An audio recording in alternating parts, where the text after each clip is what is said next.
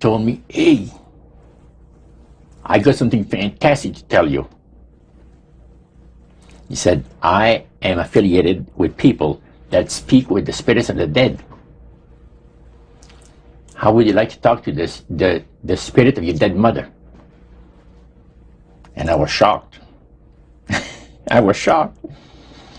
He said, you wouldn't be afraid of talking to the spirit of your dead mother, would you? Well, I said, I'll tell you what, I would have to give that some thought, because it's something I never thought about before in my life. Heart Research Center presents A Trip into the Supernatural with best-selling author Roger Morneau. While still a young man in the city of Montreal, Roger Morneau became involved in the worship of demons. In this two-part series, Roger gives us a first-hand account of his harrowing brush with the powers of darkness and ultimately his divine rescue. Also joining him are Cyril and Cynthia Grossi, the very couple who first pointed Roger from the darkness to the light. Conducting this exclusive interview are Dan and Karen Houghton of Heart Research Center. Let's now join the Houghtons and Roger Morneau as we together enter part one of A Trip into the Supernatural.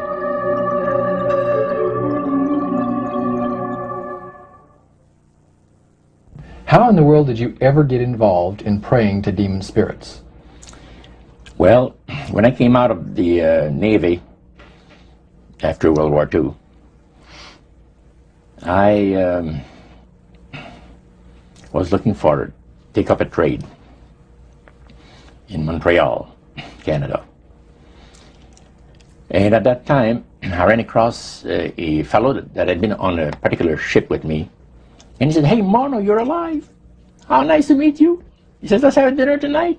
I said to my boss, can I have the evening off? Because I was the assistant to the Windsor bowling alleys and billiard, you know. It's the high-class place in Montreal where all the dress manufacturing people go and relax. So I got the evening off and I went out, we went out and had dinner. He told me, hey, I got something fantastic to tell you. He said, I am affiliated with people that speak with the spirits of the dead. How would you like to talk to the spirit of your dead mother? And I was shocked. I was shocked. He said, you wouldn't be afraid of talking to the spirit of your dead mother, would you?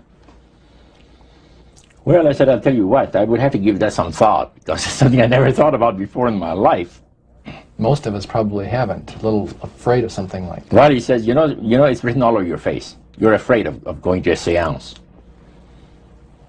But he says, I know you. He says, you're going to come. And then he started telling me how brave I was when I was aboard ship, you know, different things. He says, you're not the same man. You're changed. You're chicken. That's all I needed to hear. I said, when do we go to a seance? So one Saturday evening, we were in the place. It was the very first time. Very beautiful place. A medium was a lady. She had a gorgeous new home in Montreal. And there were about 20 invited guests there. I wish I was one of them. And she communicated with the spirits for different people there. And telling them what the spirit said. And then there was one lady that had been talking almost continually before the seance started, and she didn't believe in the dead appearing and all of this and all that. And she said, well, I would have to see my dead sister, she says, to believe it. So while the seance was going, one man said, I would like to talk to my friend that died 6 months ago, but I don't want him to appear. Just want to talk to him. Because he says, I don't trust you talking to my friend for me. So the medium says, let me inquire of the spirit. Yeah, the spirit will talk with you. And that big masculine voice was heard in the place. It says, hi, Frank. It's nice of you to ask for me to talk with you. And they had a little chat. And after it was over, Frank says, this is the greatest thing on earth. to be able to talk with the spirits of the dead. Then the medium said, we have a very special surprise tonight for you people. A spirit will manifest itself openly here in a few minutes, and it's like a big gust of wind hit the building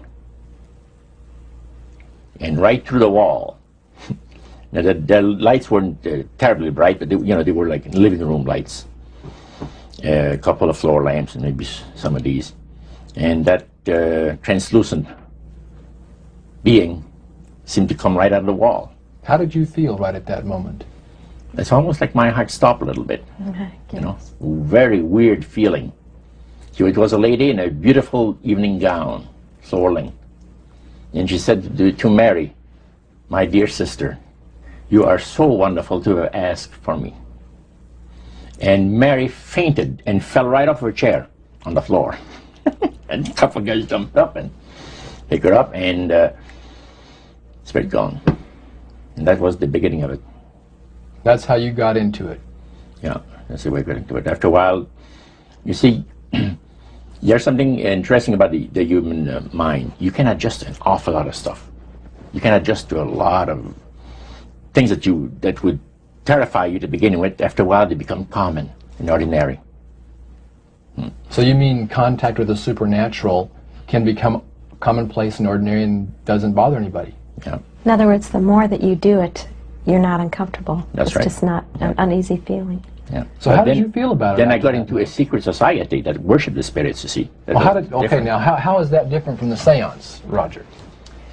It happens that the seance are not involving in many ways. But when you get into a secret society of spirit worshippers, then, and especially when you're invited there by the direction of the higher-ups in the spirit world, you never get out of there alive. And it's exactly what my friend and I were up against. We didn't know anything about it. And there was a very, very popular big band leader. Jazz musician? Band, yeah. Very famous. Played a lot in Montreal, Canada, Vancouver, the big cities. And one night we went to one of these seances, and he was with his wife. Now the spirits had told him what to do. Spirit told him, there's two of these guys, give the names, and your wife will want to talk, we'll make it so that your wife will want to talk to the medium when you say that you want to go home because you're tired. As soon as you see that these guys are starting to want to leave, then leave with them at the same time. And as you get outdoors, you ask them if they're driving. They'll say, no, they're going to take the tramway a couple blocks away. Well, you invite them to get in your car with you, and that you will take them to a fancy restaurant and treat them to some good food and talk about the merchant navy. And that's what the guy did. And there we were in this plush restaurant, pulled into a little alley, and I can still see it like it was yesterday. Just enough room to pass the car, back alley, that happened to give on a restaurant that was on St. Catharines Street, which is the main street of Montreal. And that was quite an evening. So Roger, you're at this restaurant. What happened? Well, after we were seated, in entering there, the place was just full, packed tight. But there was a couple of tables against a wall that had a reservation sign on it. And the owner of the place recognized the band leader and came and said, good evening, and you gentlemen want a table. So you're one of the reserve people. So we sat there, and we had our favorite alcoholic beverages, and as we talked, the band leader says, how long have you fellas been involved with sorcery? And he shocked us a little bit, and I said, exactly what do you mean? Well, he said, what you people are doing, talking to the supposed talking to the supposed spirits of the dead. He says, this is silly. And this man had been at the seance with you. Yeah, oh yeah. And he's telling you that it's silly what you've just done. Because see, my wife, he says, goes to the seances because she gets comfort and she gets something good out of it, good feeling out of it. And she lives for what the spirits are going to see that the future is going to be like. To me, he says, I can't bother with this stuff. He says, I want power. I go right to the source of power. And he says, how do you think that I became famous the way that I am? Well, I said, you must have had some good luck. Well, he says, there's no such thing as good luck. He says, there's either some power working for you somewhere, or you don't get ahead in this world. Not in my type of occupation. So it went from there. We got talking about spirit worship. Did it intrigue you? Or did it make you want to find out more about what exactly he was talking about? Yeah.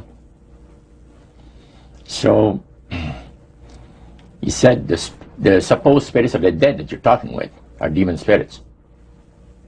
They're fallen angels. They're beautiful beings. Just set it out, just like that. Oh yeah. It didn't make you uneasy when he said they were Well, just it shocked you a little bit, something that you first hear mentioned to you. He said, you guys have got a great future ahead of you. Because we've been told, the high priest of our society, secret society, has been told that the master has very special plans for you too. Now, what did he mean by the master? Satan. And we were interested to hear more about it. And he told us, he says, look, we worship spirits. We worship Lucifer and all his angels. They're just as beautiful as they did before they were cast out of heaven. He says there was a misunderstanding in the whole thing. He says among the inhabitants of the galaxies. And he says our master was misunderstood. And God did not bear with him like he does with people that make mistakes today. So we're in a warfare, good against evil. And we happen to be the evil ones, but we're not that bad. He says, I look at this business between the forces of good and evil. He says, you believe in one person believes in God, and everyone believes in Lucifer. It's like politics. So the great controversy is real. And you've heard someone talk about it that's on the other side. And to these people, they are sold to the fact that Christ will not return to this planet with power and great glory. He's going to abdicate all claims to the planet, because the high priest once said that Christ will abdicate all claim to the planet because he knows that it is lawfully and rightfully Satan's. And at that time, he says, Lucifer, you mentioned Lucifer a lot of times, but he mentions Satan also. He says, the master, usually they like to talk about the master will resurrect his people from the graves. Now, George is telling you all this, or the high priest? George. Okay, when the evening wound down, and you're putting a cap on all that, you guys had consumed some alcohol. Yeah. And did you feel like that there was kind of a one-shot deal? You didn't know if it ever happened again? What happened after that? He said, no, I said, listen, guys. He said, I like to have you, he says, meet some of our people. What about next week, Wednesday evening? I'll pick you up at your place, and you're invited to one of our services. Services? Like a church service? Yeah, something similar like that. It's a testimonial to the spirits, how the spirits have blessed your life. See? So, when we left there, I said to myself, this guy's half drunk. I'm not going to hear from him again, But it was true that Wednesday night came, he was there with his big Lincoln, step in, and we went to one of the most beautiful area of Montreal. And the place was a mansion. Now, a mansion is usually very large. We call this a small mansion. It was beautiful. Most beautiful place. Yeah. Roger, your friend George took you and Roland to this mansion where people worshipped the demons. What was it like there? What kind of people were there? Well, it was a big surprise for me, as I kind of made up my mind an idea that they were going to be rough-looking characters. But as we entered the place, I was amazed to see that they were all very well dressed, well mannered, and that a lot of the people, as we were being introduced to people, were professionals, doctors, attorneys, a lot of business people. And see what they had a praise session to the gods, which is the spirit counselors, which are in charge of legions of spirits, of demon spirits. And they talk about what the Lord of their lives has done for them, because they call on particular spirits, like the god Nehushtan, which you read in 2 King about. The Israelites worshipped the golden serpent that Moses had made. Well, behind the spirit worship, behind that, they were worshipping the serpent. They were actually worshipping this spirit Nehushtan. And the same spirit Nehushtan is, the priest was telling us, that the medical doctor that was telling us how he was making operations that had never been made before, because people had to be awake, have no feeling. He was able to, carry on the surgeries that had not been done before. But the spirits would give that capacity to be able to operate without people feeling any pain and things. And also without no problem with the blood, because as he would cut his incision, because incisions, everything open and with no blood running. So he could do the work that has not been done before.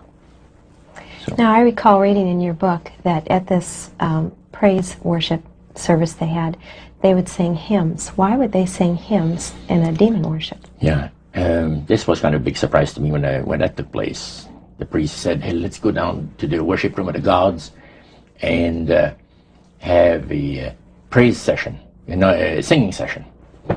So we go down there, and what did you think they pass around? Church hymnals, Christian church hymnals.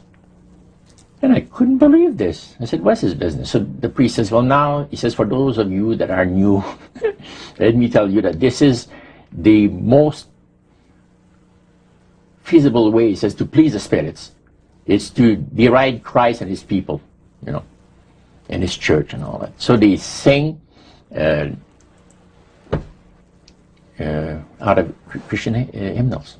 They didn't sing Christian words to the hymns, however. Well, they changed a lot of them. Yeah, and not for the good. It's a form of blasphemy. Yeah. Such as you see today in the rock music world. You see the entertainers, they have these crosses. Ladies got earrings, crosses. The guys got the cross. This is a form of blasphemy, a form of deriding Christ.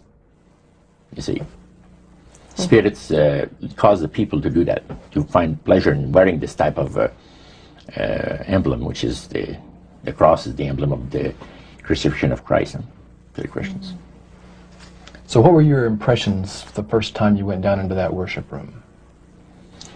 Well, it was, we'd been there maybe half a dozen times, and the high priest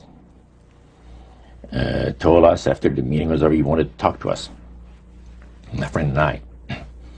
So after most people had left, he says, "The master of my life has revealed to me that it is time for you people to become acquainted with the worship room of the gods."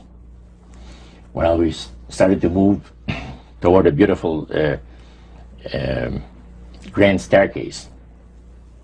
Beautiful. The banister was huge. It was massive, and the wrought iron work that they had done in it was super. The beautiful decorations on the walls, the chandelier on the first landing. See, that was the first landing. You go down about 8 or 10 steps, and then you had the first landing. It was huge and beautiful. The light arrangement was the nicest I had ever seen in my life. When we got into this sanctuary area, it wasn't very brightly lit, but everything was magnified the beauty of certain things. Like a lot of the things were gold plated. or gold trims. You see, the little altars where they had the spirits that had materialized, they photographed them, and then they had paintings made of them.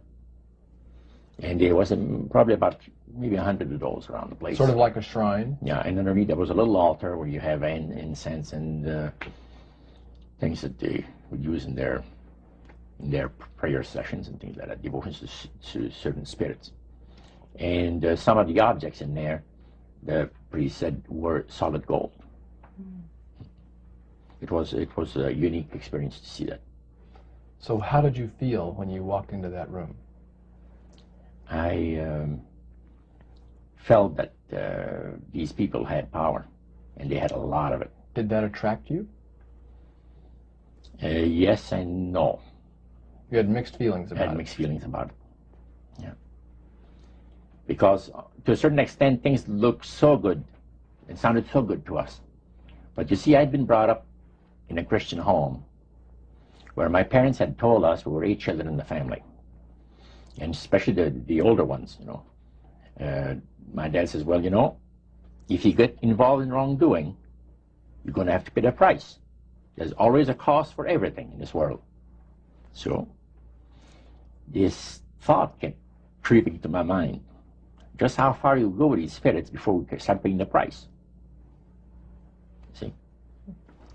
So it made you just a little bit nervous. Oh, yes. But yet you kept going back. Oh, there was no way out. Because that's what we're told. You knew at that time. Yeah. So you were moving forward more on fear. More on fear, yes. Because the high priest said that the master had special plans for us in our lives. And that no one ever went into this society unless they were invited by the spirits. See, so that was made very clear. And he also expressed to us the danger, explained to us the danger of going against the will of the spirits. And he mentioned about this one man and his wife that live in a fireproof building in Montreal. The place burned right down with him in it. He was one of their members that had decided that, well, he wanted to think things over. He was not going to get initiated at a time that the spirit said he would like him to be initiated into the society. So in reality, Roger, you were chosen by high-powered demon spirits to be a part of their human, special, privileged group. You see, these people in Montreal, the society, like the priest mentioned, there's thousands of spirit worshippers in only different societies of spirit worshippers in this world. But he says, we are the elite. We know the real truth about the master and his angels. And they are not hideous-looking beings. They are gorgeous creatures. And from the paintings that they had on the wall of the walls of that worship room, they were unique beings. Especially there was a painting full size, full-length painting of the fallen Lucifer above his altar, and that was very fascinating because he looked like a man of great intellect, high forehead, the way that he looked with his eyes, the way he had the eyes looking. It gave you a depth of perception of somebody that is very, very knowledgeable and powerful. Powerful, yeah. So Roger, this high priest that you talked about, he is the one that ushered you down into the worship room. Was he also the one that led out in the praise sessions that you talked about? Yes, and he had an assistant also, another priest. Okay. Now, when you would go to these praise sessions, what kinds of things happened at those sessions? Well, there's a lot of success stories. Positive mental attitude kinds of things? Well, yes, a lot of success stories. The masters has done this for me and that for me. I remember one lumber dealer, he had like half a dozen different operations around Quebec, and everything that he touched seemed to turn to money. You know? And he was telling about it. And then there's this other person that was a clairvoyant that would work only for the wealthy people, only for the super wealthy. He says I have the know-how, they have the means, let them pay. So he advised in business transactions. They would come to him and say, listen, I look at this deal that I might get, this factory or whatever it is, because this person was interested in industrial real estate, see. And he would talk to the spirit, and then the spirit was audible to him. See, you could hear the spirit talk to him, but the man did not hear. So the spirit was telling the clairvoyant what, well, he called himself an astrologer, reading the moons and the stars, and Now, what was the term you used for his title, this man? Clairvoyant. Clairvoyant. Oh, clairvoyant. Clairvoyant. Okay. Yes, and it was interesting. This person stood up and says, I had a nice little experience last week. And he says, the master, he says, they take care of you. This lady and her husband brought him, to this astrologer, a bundle of money. They said, this is the deal that you... And he works at only on percentages. Only on percentages. He doesn't work for set amounts of money. Only percentages of what the people are going to make. So he said, they brought me a substantial amount of money. And they were very happy with it, and I thought it was very reasonable. But then my guide, spirit, says, ask them when they're going to give you the other $1,700 that is really yours. And he says to the folks, I would like to know now, before we leave here, when will you have the $1,700 to give me? That makes up my part of, rightful part of the deal. The wife fainted, and the husband says, we'll have the money for you in 24 hours. So that was this type of priest. So he was thanking the demons for helping him to know that. Oh, yeah. Mm-hmm. Demon spirits, yeah. At what point did this demon worship start to affect you personally, Roger? Well, it wasn't too long that the priest mentioned to us that the time had arrived for us to start trusting the spirits and give the spirits a chance to work for us. And there was a number of gifts that you could choose from, you see. And I used to play the horses, some. Not knowledgeable at all. I used to go to those bookies, play the horses every so often. But I said, hey, I would like to be able to, for the spirit to instruct me on the numbers and the name of the horses that's going to win, at Belmont or some other racetracks like that. Make myself a little money. So the priest says, it'll be given you. And sure enough, one night whether I fell into a trance or dreamed the thing, I don't know exactly what happened, but I saw 3 races that were really going to pay big.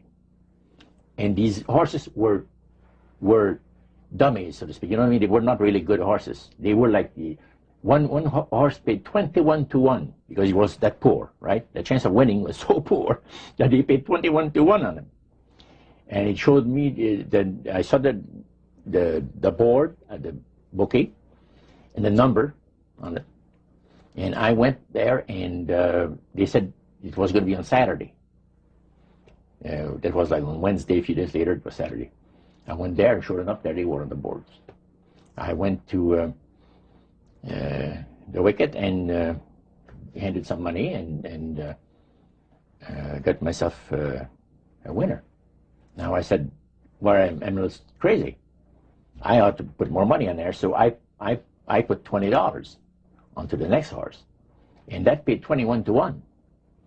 So I left there with maybe $400 or $500 in my hands, and I started to do that. In this case, I went directly down to the finest men's shop on St. Catherine Street and bought myself a $200 suit.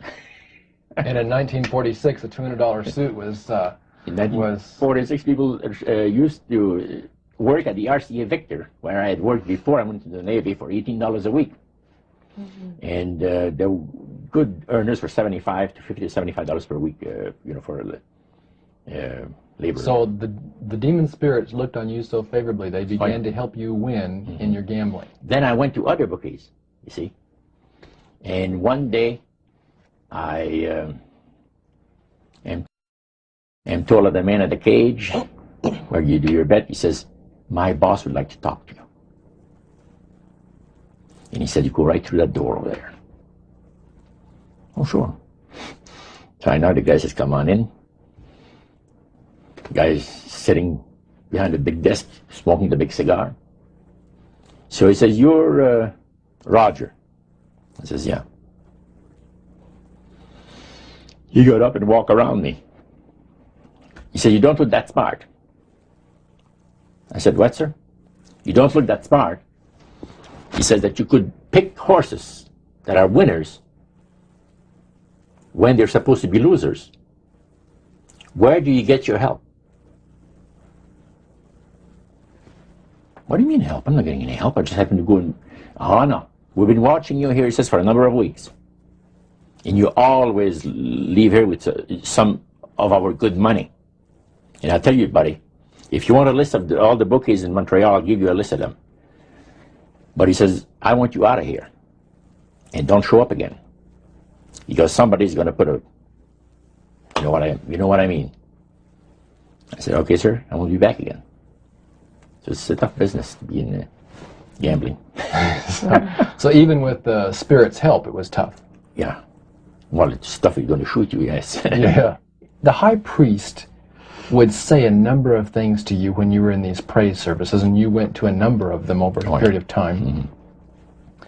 Talked about the issues of the great conflict. You've already touched on that a little bit. I want you to follow up on that a little bit more, Roger. Some of the things that you wrote in your book, Trip into the Supernatural, sounds a whole lot like what we as Christians today know as the Great Controversy. Mm-hmm. What were some of the things that he told you there? Well, he says that there's a great controversy going on between the force of good and evil, between Christ and Satan. And they always praise the great master, Satan, as a super intelligent being that he is, beautiful to behold. And if he ever appears to you, you won't be able to look upon him because it'll be too bright. It'll just ruin your vision.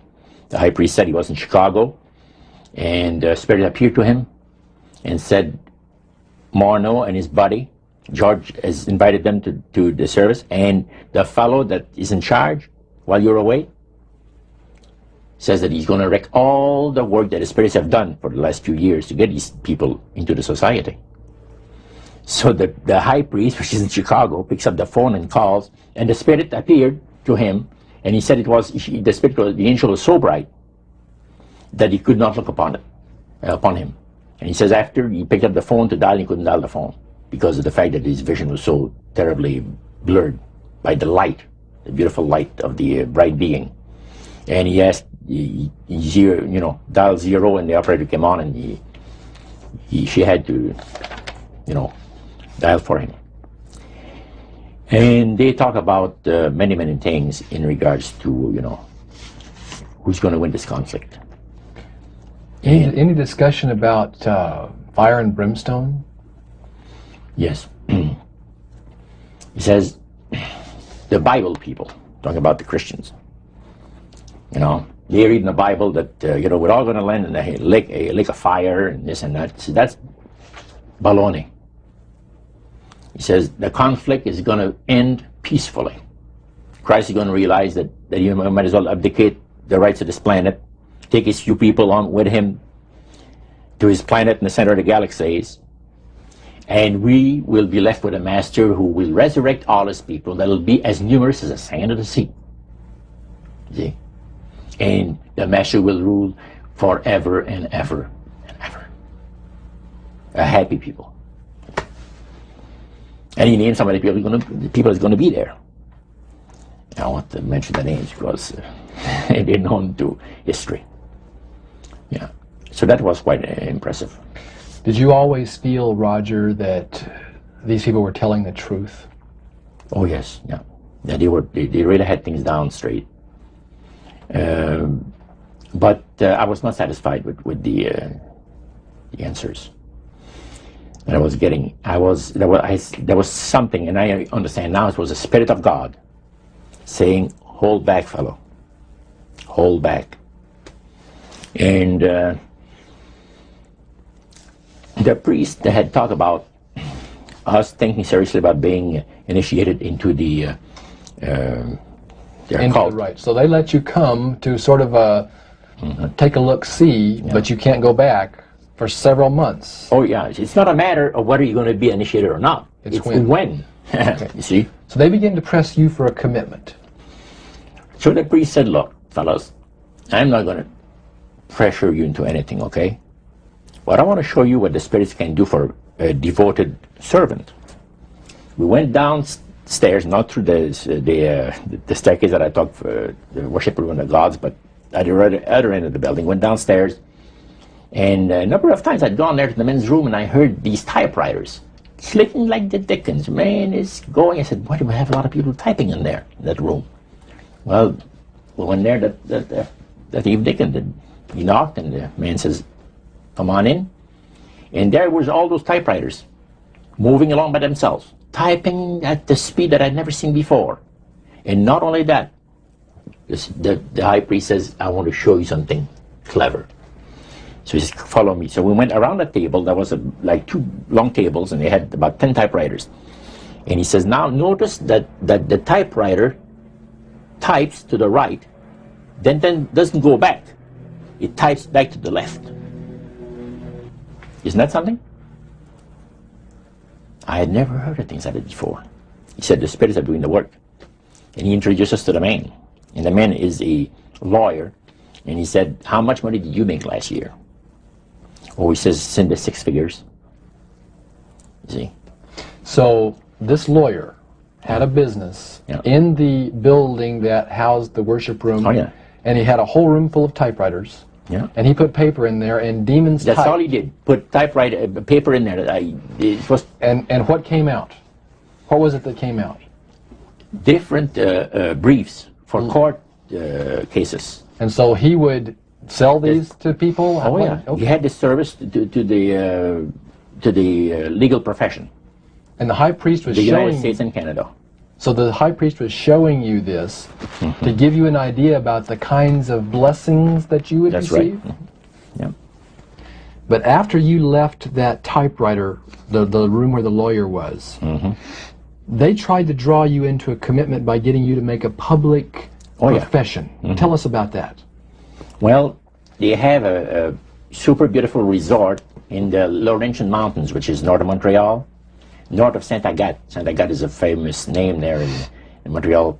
Montrealers, because they all go Saint Agathe or north there, you know, the summer home and that. So they had a big resort up there for their people, you know. It was a closed society. And they had on October the 30th, Halloween, is that? October 31. 31, last day of October.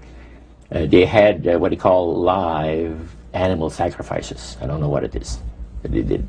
We could never find out. By the time that the Lord pulled me out of there, I had not yet found out what it was. So you have this intrigue involved in there. And he talked about three very unique services that I attended there that sit on my mind forever. One was entitled Christian Idolatry.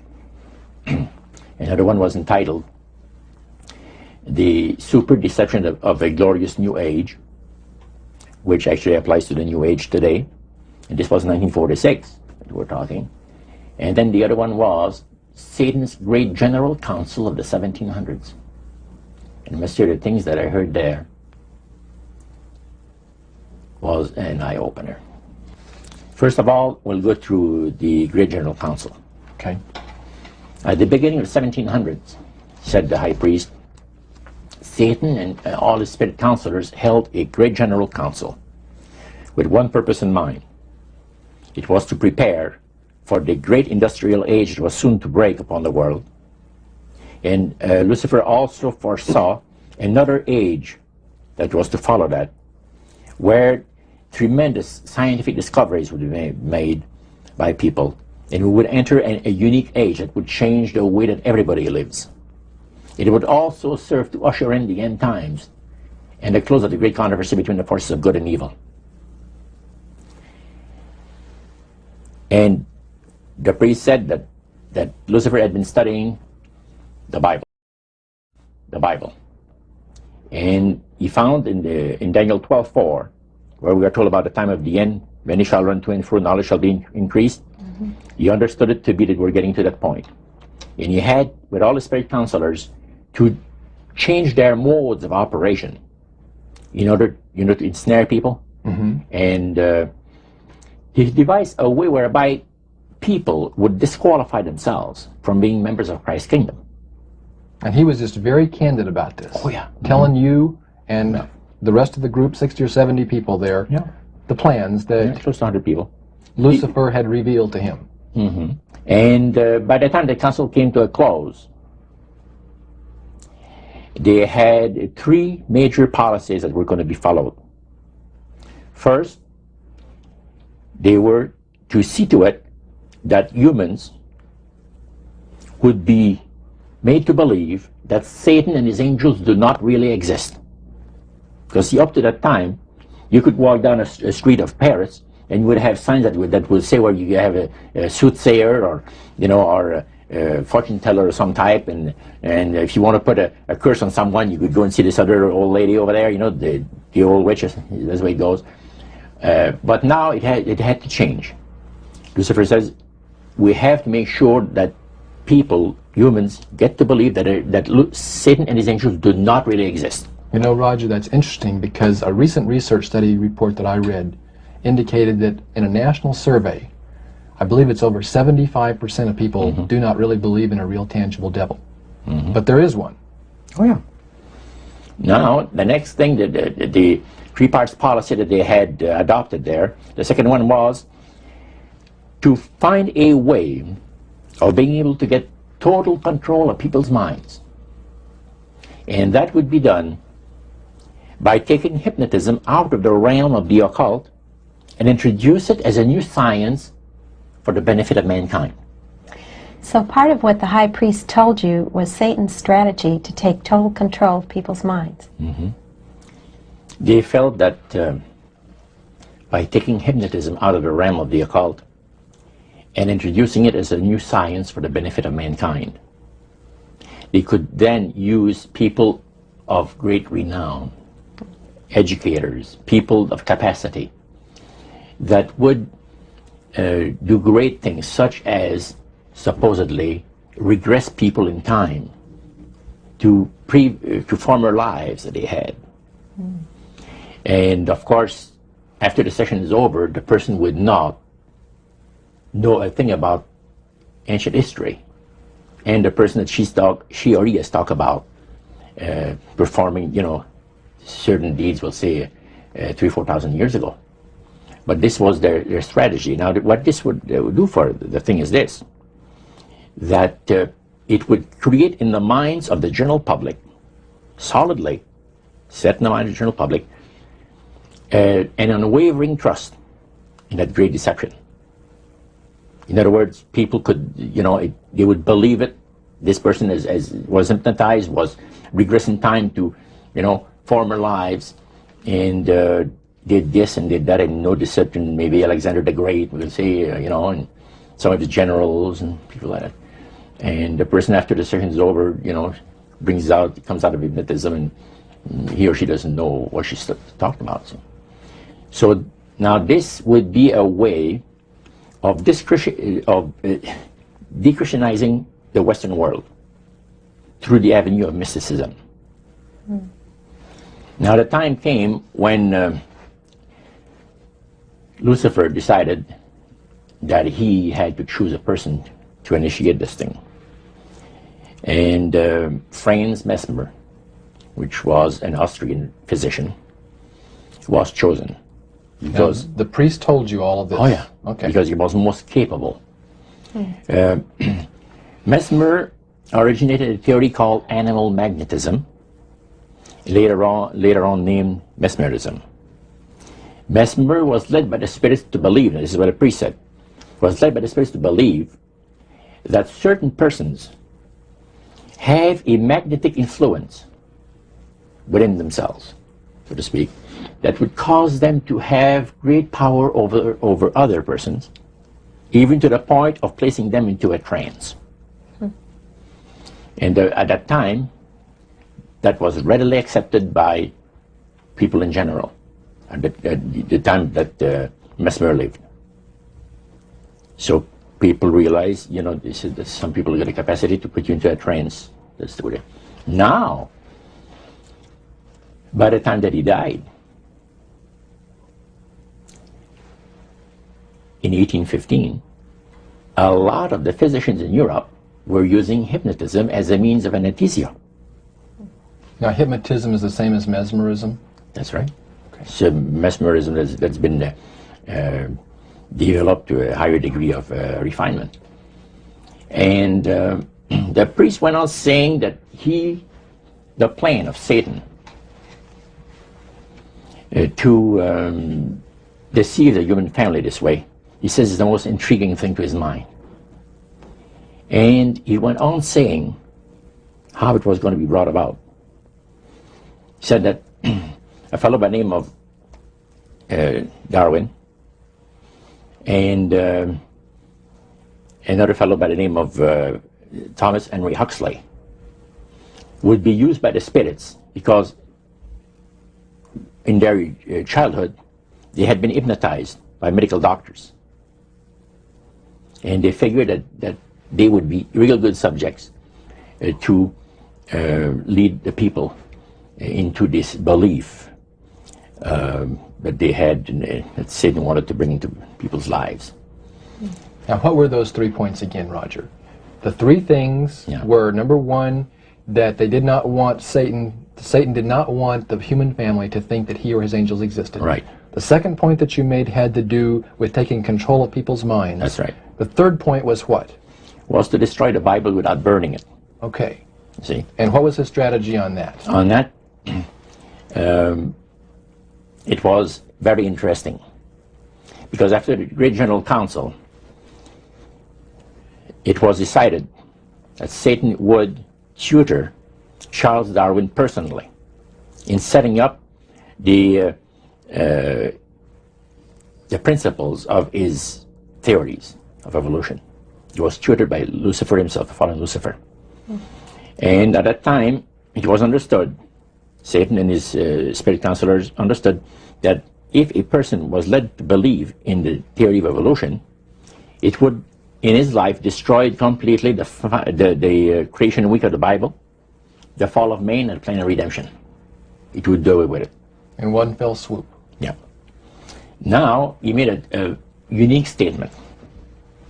He said that according to the spirits, anyone that teaches a theory of evolution is considered to be a minister of a great religious system. See, they call it the religious system, the theory of evolution, because it is a system of schooling people and getting them to disqualify themselves from being members of Christ's kingdom. And he said that every teacher of that theory is recognized by the spirits as a person of great value and receives a very special unction from Satan himself, giving great power to induce spiritual blindness, to convince and convert. 3 capacities are given to those teachers of the theory. Then, that's not all.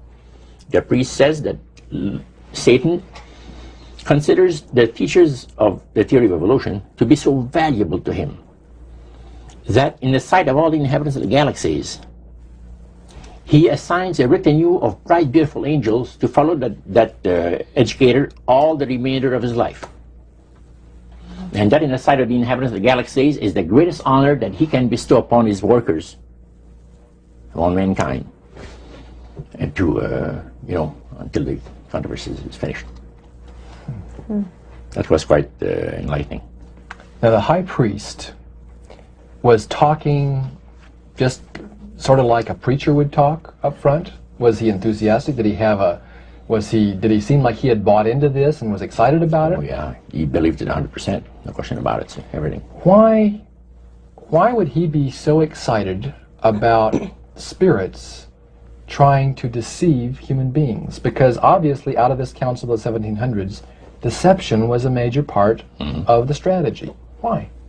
Well, he says it's deception. It's like politics.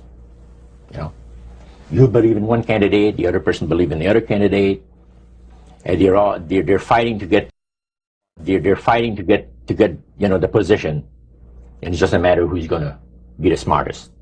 And with Lucifer, the fallen cherubim, he's very smart. He's going to win, and Christ's going to abdicate the rights of the planet. He's going to resurrect his people, have established his kingdom that lasts for ever and ever. God won't be able to destroy him because it would be against God's, the Creator's nature to destroy Lucifer in the fire. Beside that, he said, spirits now, even spirits, have the capacity now to outlive fire. He says, you don't believe it, go to India or some of those countries where they have firewalkers. And it's done by the power of demon spirits. These people are energized by demon spirits, so they can walk on those hot coals without burning themselves. And this is what the high priest said. And he says, if you want to use fire, they can use it. It's not going to burn anybody. So that's the way they believe. So this high priest was almost talking to your group in an evangelistic fervor. Oh yeah, because he figures that he's going to be one of the higher ups in the great kingdom. Okay. Now, of the group that was there that night, 60, 70 people, I think you've mentioned before. Yeah, it varied. How many of those were people who were hardcore members, and how many of them were new inductees? Well, we were the only two youngsters there, so to speak. You and your friend. And how old were you at that time, Roger? I was about 20. 20 years old. Mm-hmm.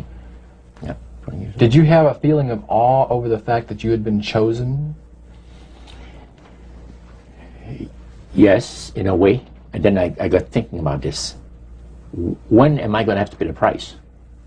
The cost. My parents had brought me up like this. If you get involved with evil, you're going to reap what you sowed. So you want to be upright in life. And if you associate with evildoers, they'll probably land you in jail or somewhere else that you wouldn't want to be.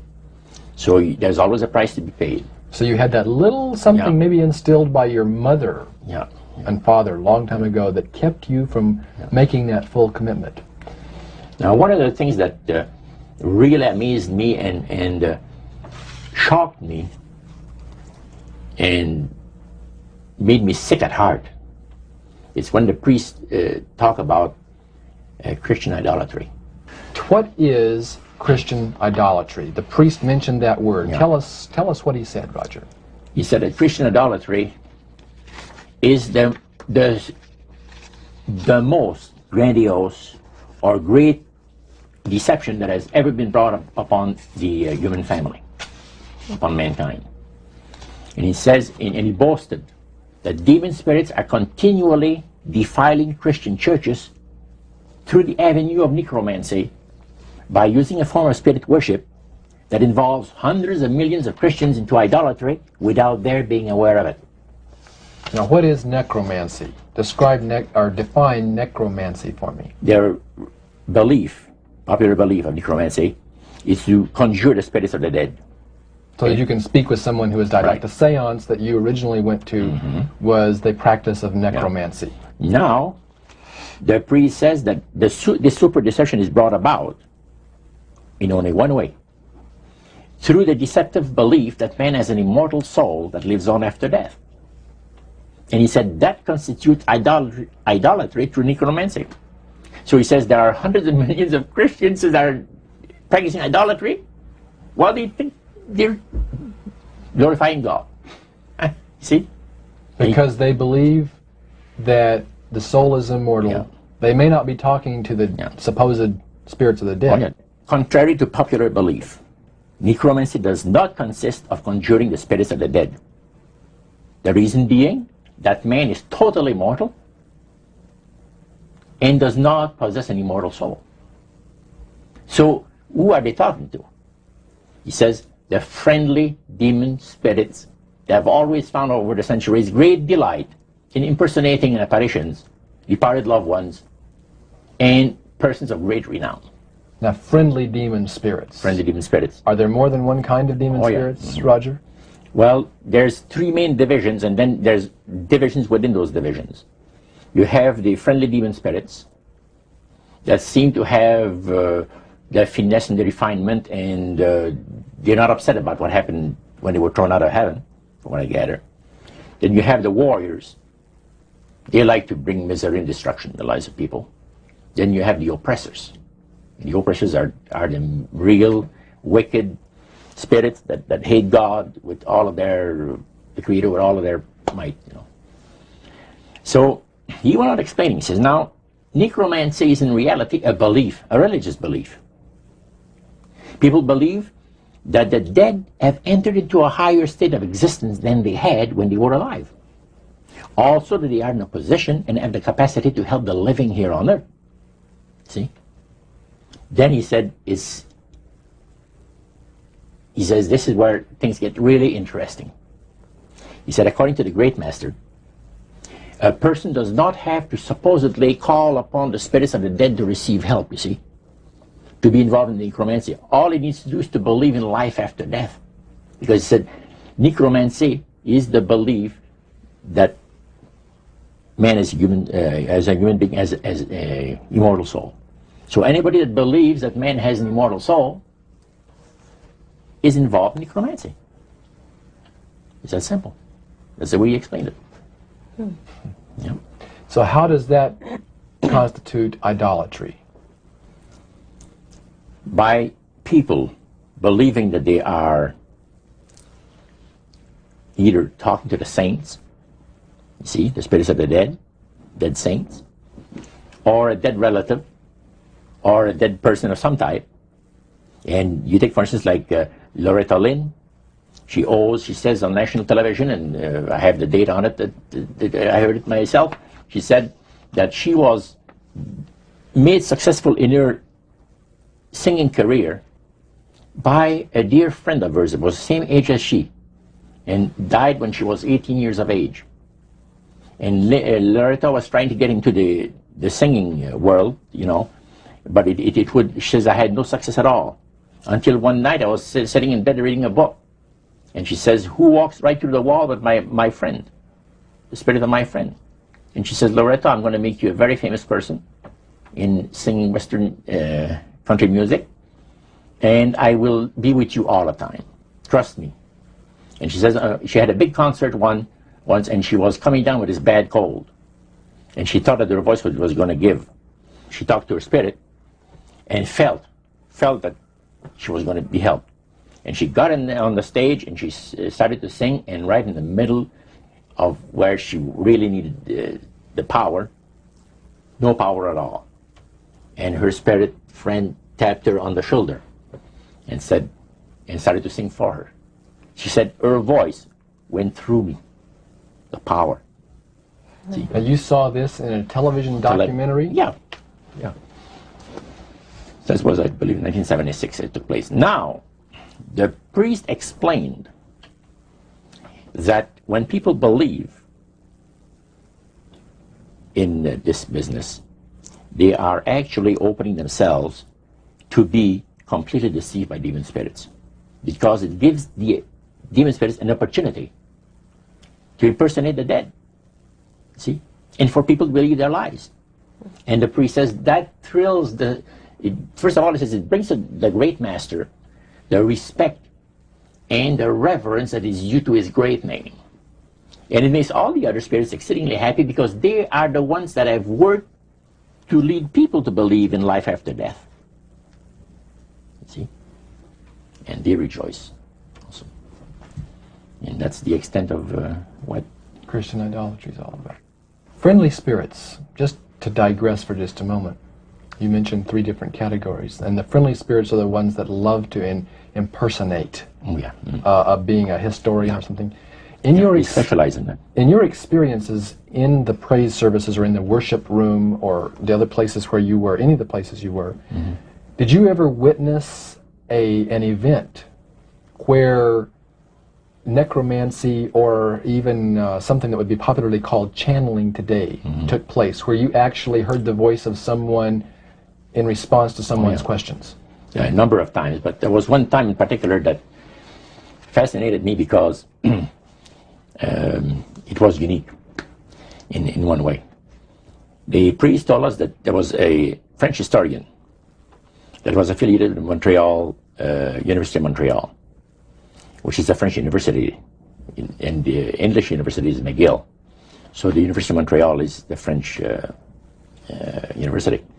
And this man was from Paris. But he's affiliated with the university, and he wanted to have some details in regards to Napoleon Bonaparte and one of his generals. So, by the way, there are also in other parts of the world elite spirit worshippers like the group that we had in Montreal. And he mentioned there that he said, "You guys are fortunate when my friend and I went in, because you're right in time to see something very interesting. My friend there is having his devotions in the worship room of the gods, and he will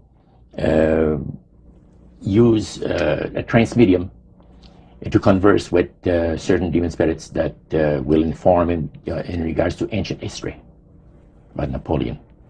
And sure enough, we went down there, and somebody came up and said he's ready for the session, and we went down there, and he said he would need 3 people. You would need 3 people, but he wanted 5 people that volunteer to be the channel for the spirit. Okay, so 3 of them were chosen there, and the others went back and sat down. And the man shook his head a little bit like this. His eyes went glazed, and he stayed at it for a half hour. And the spirit spoke to him. He said, I'm a spirit counselor, and what would you like to know? And he had a clipboard, the historian, and asked him some questions. This historian was from Paris. Yeah. And he was wanting information, some detailed information about Napoleon Bonaparte and one of his generals. And so he asked the questions of one of these human beings that was channeling. Oh yeah, the voice changed and everything. The voice changed of the person completely. Okay. And it identified itself as a spirit guide. Oh yeah, spirit counselor, yeah. Okay, a spirit counselor. And then proceeded to tell him all the events that he was asking, yes. answer his questions? And there was a certain question that was asked, and the spirit counselor said, I will have Lord Remy and Lord Alphonse duplicate, in other words, the dialogue that had taken place. Oh, and the two other drama. Yeah, and the 2 other men fulfilled what he was looking for. But the one thing that interests me is the mayor of Montreal, Camillien Hood. During World War II, at the beginning of the war, he was very controversial when in regards to the war effort. He would tell the French-speaking boys not to go into the armed service, you see, because you're going to go and shed your blood for the British, and we're their servants, so to speak, and all that, and he didn't want him to go into war, and they put him in prison. He was jailed for the length of the war. For this. Now,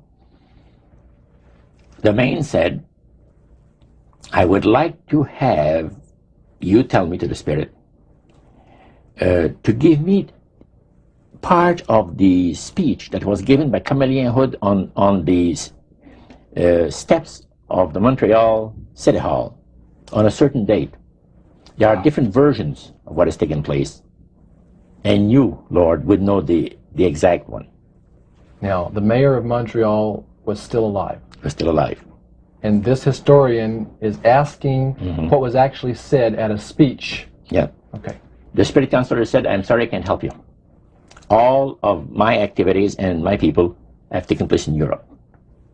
However, after my departure, our departure, other spirits will come and help you. And sure enough, the guy vibrated a little bit, and he's back, and he said, boy, how long? He said, 20 minutes, been used as a channel. So they, again, the spirit entered into him, and the spirit said he was a spirit counselor, that could give him the information that he was looking for. So, again, it was given verbally, and it was the voice of Chameleon Hood. Now, how did you know that it was the voice? Well, because of the fact, you see, I was a youngster in those days, just about ready to go into the army. And Chameleon, we used to listen to the radio. We had no television in those days, so it was only radio, and read newspaper. And all the speeches of Chameleon made and all of it was on the radio all the time. Now, in those days, they had no tape recorders, as we have now. So Chameleon would have to go to the Canadian Broadcasting Studio, where they made a record, a real phonograph record.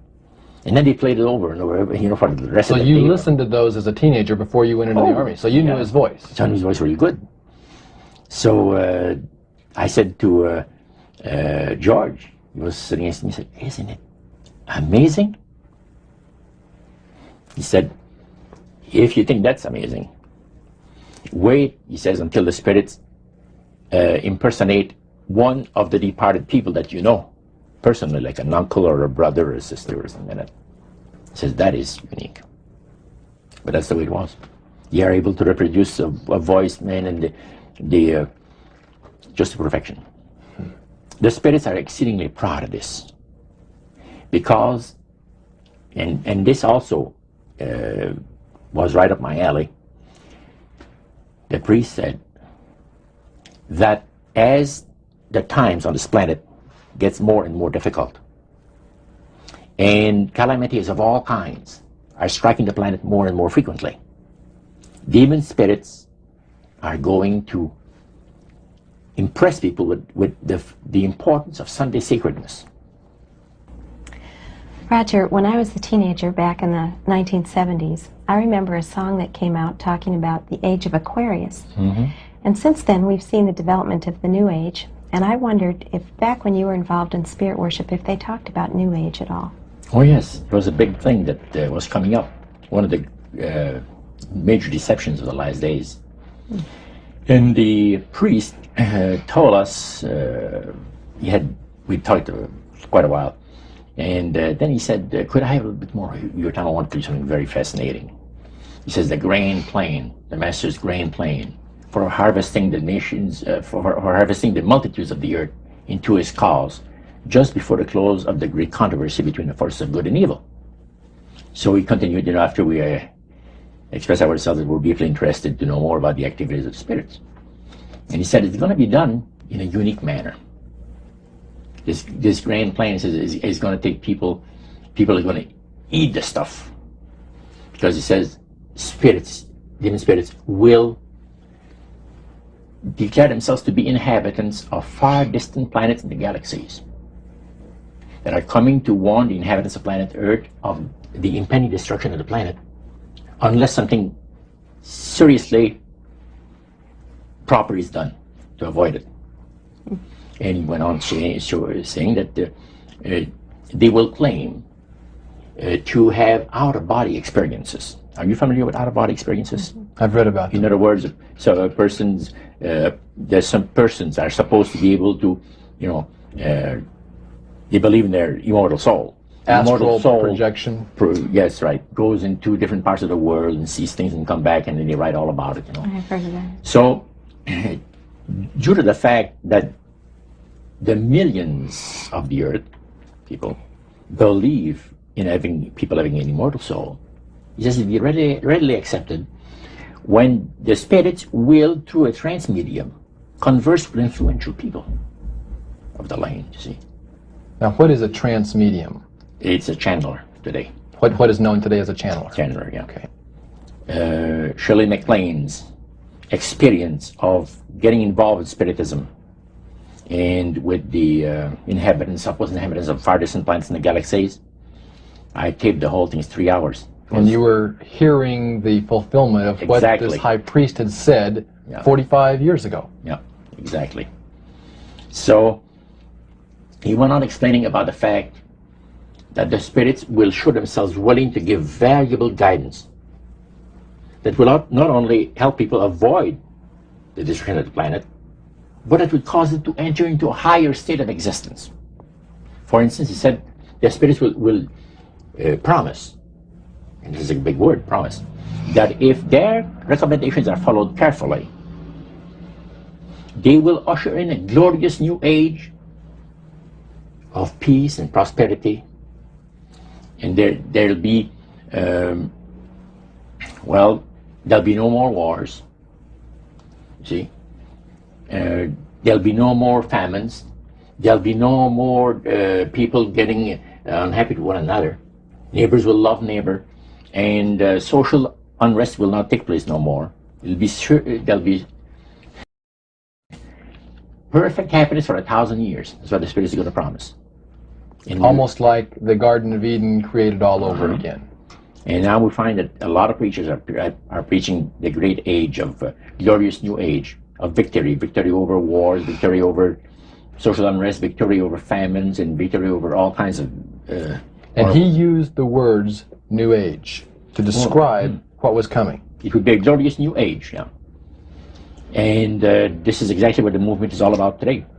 And he went on and said, as I said a little earlier, that as life on this planet becomes more and more difficult, and calamities will strike the planet more and more frequently, the spirits at that time are going to put all their effort to impress religious leaders, to bring before the masses of the earth the sacredness of Sunday. See? They will teach Sunday sacredness. And with the religious leaders, looking forward to 1,000 years of perfect peace on earth, they will put all their effort into it. Then laws will be passed by governments. One person asked, what's going to happen about people that don't believe in the Spirit's recommendation? The priest says, that's no problem at all. Laws will be passed by governments that will force people to go along with it, regardless of whether they believe in it or not. And he says the law enforcement officers will explain to people, make it clear that such a law is necessary to assure the well-being of all people. He says the laws will be passed, no effort at all. And then he went on and he said about the fact that the venerability of the sun, which in ages past was such an irritant to the Creator. All these great nations and other nations, of smaller ones, were all involved in sun worship. And in those centuries, the Creator found that teaching of worship of the sun to be a terrible irritant. And he said, it is going again to take place, but not in worshiping the sun, in remembering Sunday to keep it holy. He made a statement I would never forget. He says, by the observance of the day upon which the master, Satan, has placed the unction of his authority and power, he receives homage, regardless of whom people claim to worship. Isn't that something? So, can you understand now why I had 28 Bible studies in 1 week and started to go to church on Sabbath?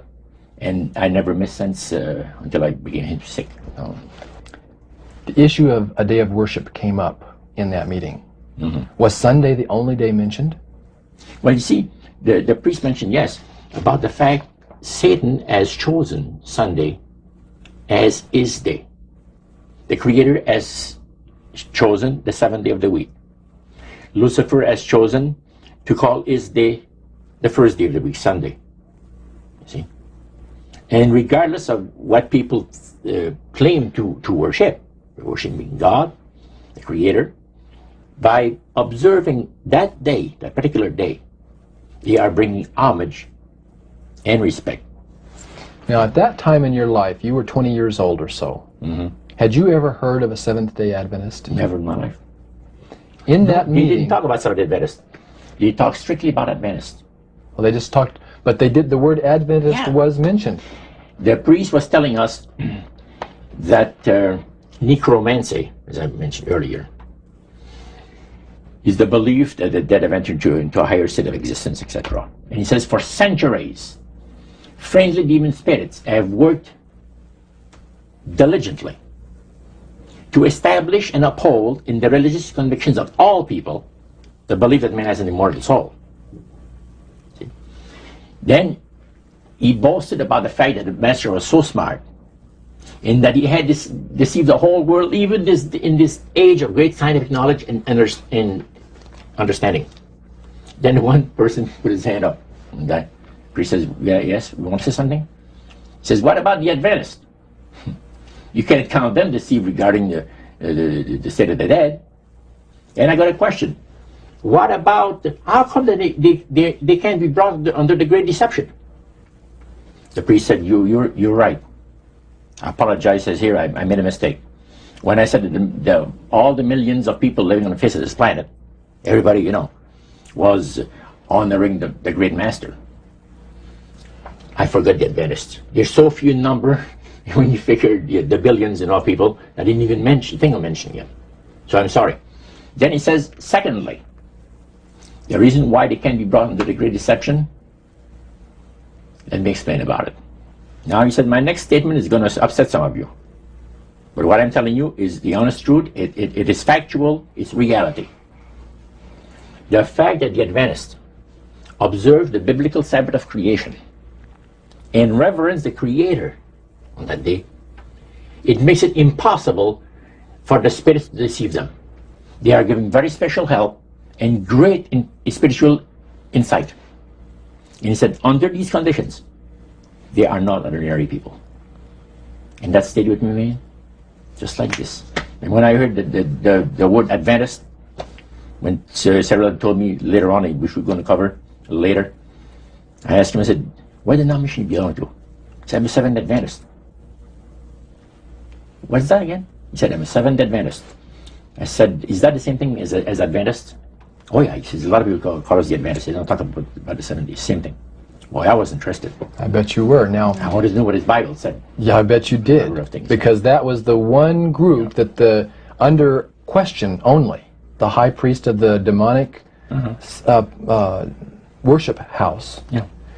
The thing that he had said to you was, this is the one group that can't be deceived. That's right. And so somewhere back inside that that resistance you had came out, and you awoke. A few months later, that experience, unique experience, was instrumental in helping me make a decision for Christ. And also, I had no hesitation to join myself to God's commandment-keeping people because of the fact that I knew what kind of people they were. And after having had 28 Bible studies in 1 week, I started to keep the Sabbath, forever. But you see, the time that I had these Bible studies, 4 hours per evening, we started at 7 o'clock and finished at 11 o'clock at night. We had this Bible study similar to what you showed me the other day, that you have in your pocket. The Bible studies were about an hour. There were questions, and then you looked at the verses that they gave you in the Bible, and you had your answer. It was so fantastic. And the Spirit of God was really ministering to me the graces of redemption. Every moment of all those Bible studies was precious. Precious, precious, precious. Roger, at that time, your major language was French. You did not speak English, and all of this happened in the French language in Montreal. How long after you became a Seventh-day Adventist, or after you learned of Seventh-day Adventists, did you read the book Great Controversy by Ellen White? Well, I joined the church. I first had the Bible studies in October of 46. In April of 47, I was baptized into the church. In September of that year, Hilda and I got married. And the French church in Montreal gave us, as a wedding gift, the Conflict of the Ages series. And I had not read the Great Controversy up to then. But then you read it. Yeah. And what went through your mind when you read the book Great Controversy, thinking back on the experience you'd had maybe just a year or so before? That's right. What went through your mind? This person is inspired. This person has got knowledge that nobody else has on the face of the earth, except, the Spiritist that I was mentioning, because it's so unique.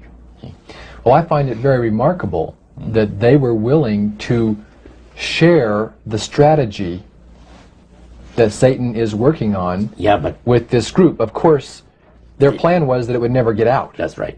Under seal of death. That's right. Their plan is that you don't have to worry about saying anything by the great master.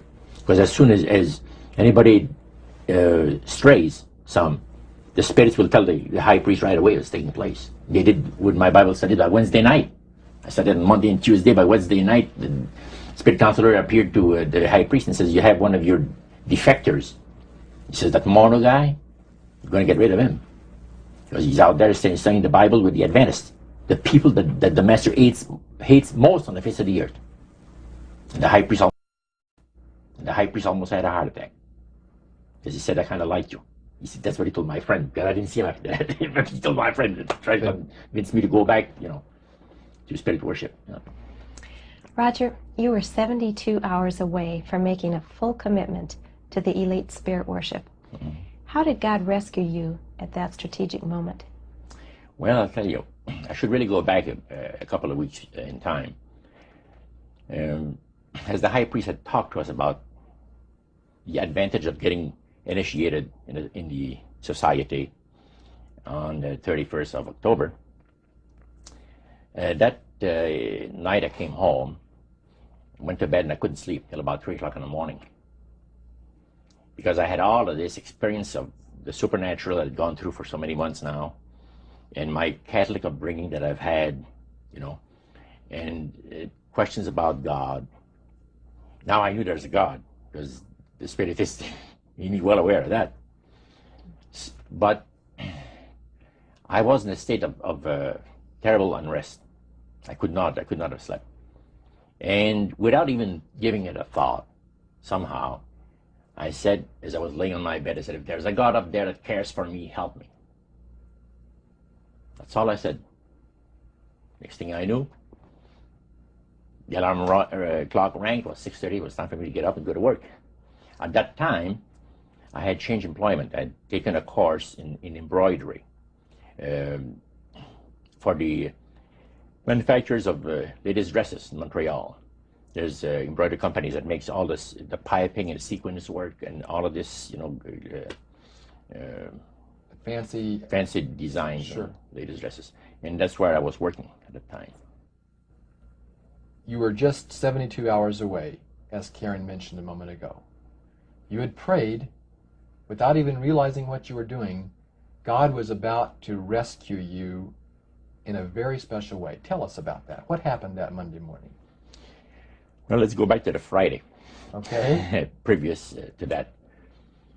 I was working for a Jewish firm. And the bosses, one kept the Sabbath, and the other didn't. And Harry, which was the one that didn't, as I was going out to have my cigarette at the afternoon break, he said, Roger, when you come back in, come into my office, I want to talk to you. I said, okay. I came back in, and he said, close the door. I closed the door. He said, I want you to do me a favor. Oh? What do you mean? Well, I'll tell you what. He said, you notice yesterday or a couple of days ago, there was a fellow here that I showed around the shop. And, yeah, I said, yes. Well, he's going to be starting to work here Monday. And he's not just an average guy. He's a Christian, but keeps the Bible Sabbath. I said, go over that again? He says, yes, like the Jewish people, he keeps the 7-day Sabbath. Saturday is the 7th day of the week. Well, I said, let me tell you, sir, the nuns have told us that there's been a mistake made in the calendar, that actually what shows to be Sunday is the 7th day of the week. Oh, no, he says, there wasn't no mistake made in the calendar, he says. Saturday is the 7th day of the week, like you see it on your calendar. And he says it never was changed. And Sunday is the first day of the week. Oh, and I said, that's interesting. I said, I'm going to have to go to the library and check this out.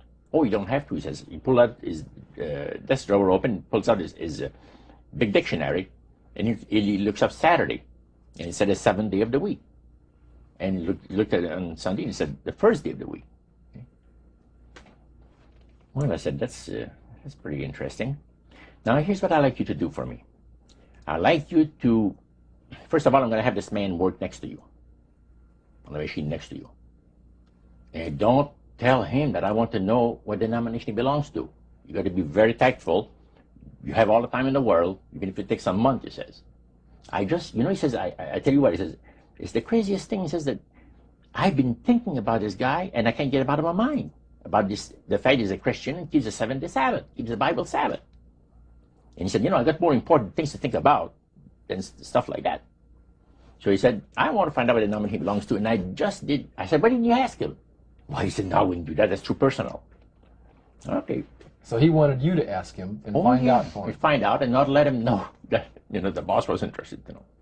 So Monday morning came, and the new fellow came in, and the boss introduced him to the people. There was about maybe 50 people working in that plant.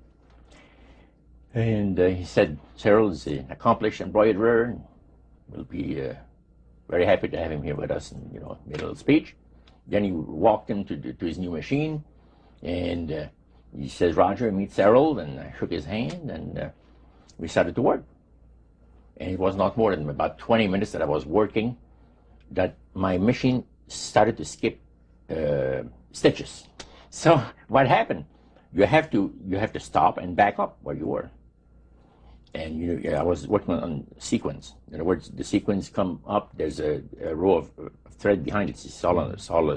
They're all set up, and it's on a spool. And then the needles put them in there. And when it skips, you got to stop, back up, start over it from where it left off. It wasn't too long that I'd done this 2 or 3 times. And that really made you happy, I bet. Man, I was mad. And as a French person, usually they don't go easy on the saints and gods. I was using some language that was not that great for Cyril. But anyway, I called the boss over. I said, come and see this machine, I'm having trouble with it. He checked it, works on it for 5 minutes, work with it. Beautiful. I sit down again, start to work, the same thing happens over again. Harry, after he tried that 2 or 3 times, he said, Joe, come over. He's the old guy that knows everything about everything, in the shop. So he looks at the tensions and adjusts things, and he says, it's working beautiful. Well, I started to work again, and another 20 minutes after, the same thing, and I had to stop the whole thing. By then, it was time to go out for the coffee break.